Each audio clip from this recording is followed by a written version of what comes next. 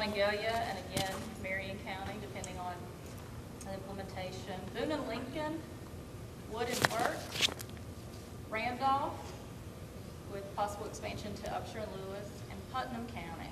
I starred Berkeley, Morgan, and Jefferson is because they haven't officially signed on. Mike and I have go up there the first week of August to present on some of the same material, and but I think they will be happy to have a program just by speaking with initially to some of the judges. So there's my map, because I love maps. Those of you that know me know I love maps. So, in review, juvenile drug courts is an assessment, treatment, education, intervention, and a chance at a better life for the kids. It's an intensive supervision, provides intensive supervision today so that the kids have a chance at tomorrow without substance abuse. And our juvenile drug courts are evaluated. Begins with hiring of personnel, of course.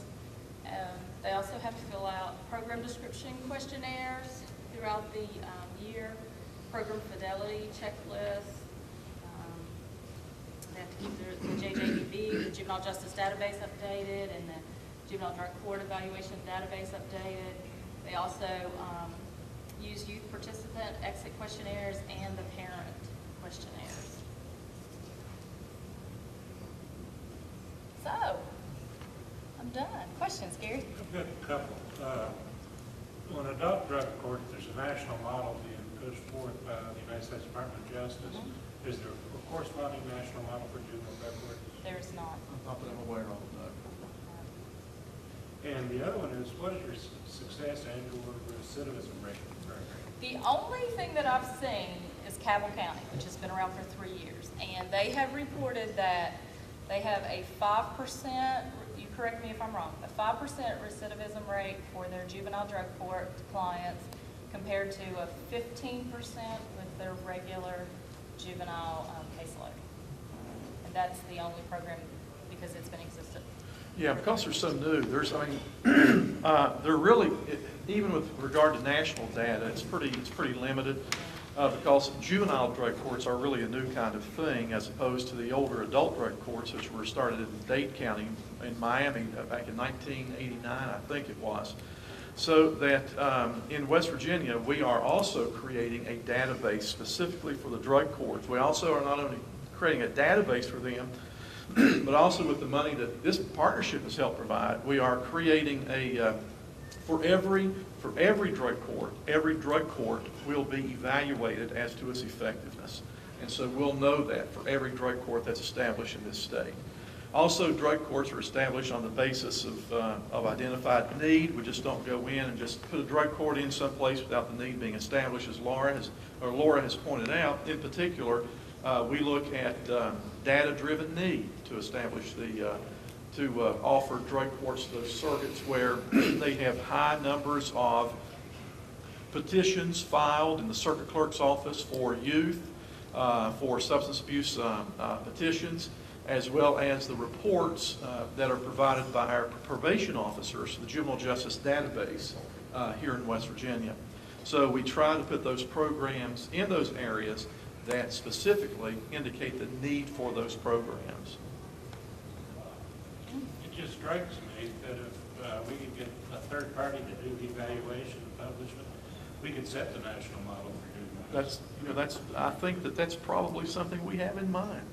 The lady that's doing this for us is very, very committed to this process, and we're rather excited about that notion. By the way, Gary, thanks for saying that. And let me clarify, when I said Cabell County 3 years, Cabell County's been around for 11 years. It was reestablished in 2007 under the statewide protocol and the forms. So actually we're just using data from the 2007. So. Any other, Sue? My attention was caught by the slide that had the range, the age range. Those juveniles, 10 years old, 17. 10 years old. What does it mean for a 10-year-old to move through this process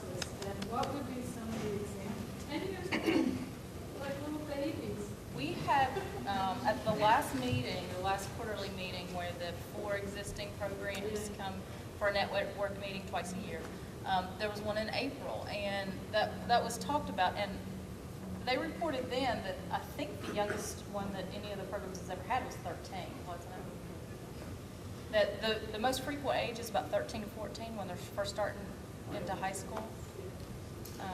So there hasn't been, we haven't had, participants under the age of 13 yet. But I do get 10 and 11-year-olds in my detention centers, though. Yeah, in the diagnosis Was centers, it occasionally. addictions or so no addictions, but. Well, it's just mostly just behavioral disorders. Yeah. Yeah, but substances, definitely, yeah.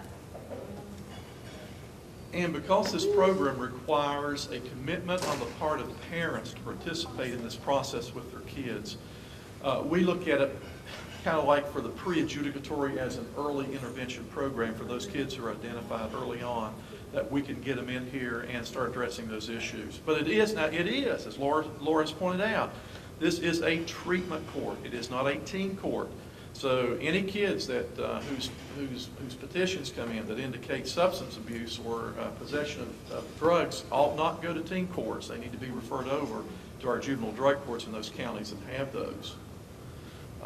But we want to start as early as possible. But 13, I think, is the youngest we've had so far. Plus also that age limit, Jamie, if I'm correct, that 10 to 17, also comports with the early intervention program age limits as well, which is 10 to 17 if I recall. And there are 2 early intervention programs currently in existence in Mercer County and Logan County, which work with our juvenile drug courts very well. Is there any comparison that juvenile drug courts have to teen courts in regards to how youth are involved directly in the process? Not that I'm aware of, Mike. No. You see, actually, teen courts are beyond they're outside the realm of our world, in a sense. Of my division, the Supreme Court, those are almost, and I use this word loosely, almost extrajudicial in a sense that they don't really come necessarily through the probation department, but they should. And they're not really something that I'm in charge of through my division of the court, as I am this program. However, even with the teen courts, kids can't be admitted to teen courts unless a circuit judge makes that referral, either him or by administrative order through a probation officer in that judge's behalf. Yeah. Anything else? No? Well, thank you all. It was a pleasure. All right. Thank you, Laura. Appreciate that. You're welcome, Mike. She's such a sucker. All right. All right. Now at this time, Dr. Linda Spaddick for our qualitative evaluation.